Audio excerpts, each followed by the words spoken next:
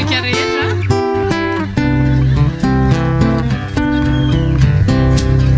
Manaya ataonao toy ny sary indray mipika,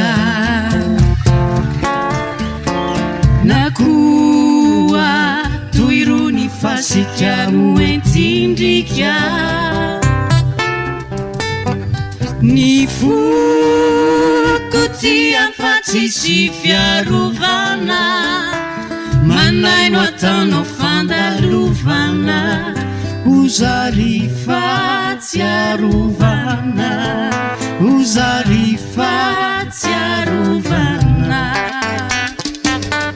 Tsarangamba radenizao de mimbola tsy aianao Yahwe, ny mety atao ny fandalo. Tsarangamba radenizao de nimbola tsy aianao Yahwe, ny mety atao ny fandalo. Manayao ho ataonao toy ny aloka ny serana,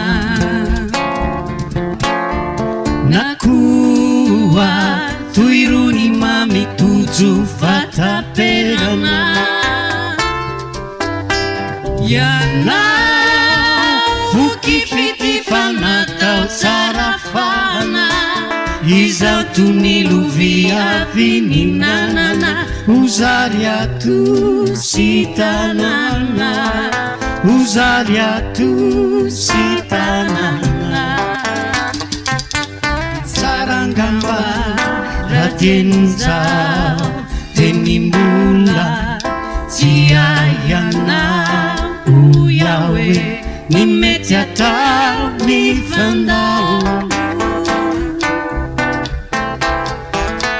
Tsarangamba radenizao de nimbola tsy aianao Yahwe, ny mety atao ny fandao. Tsy ho favalo fa hisaraka toy ny mpihavana, ka ny tsara ihany no ifanodiavana.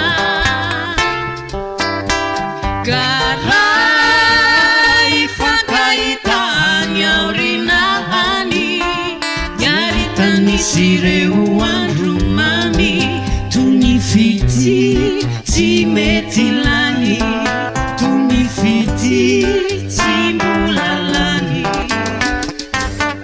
Tsarangamba radenizao de nimbola tsy aianao Yahwe, ny mety atao ny fandao. Tsarangamba radenizao de nimbola tsy aianao Yahwe, ny mety atao ny fandao.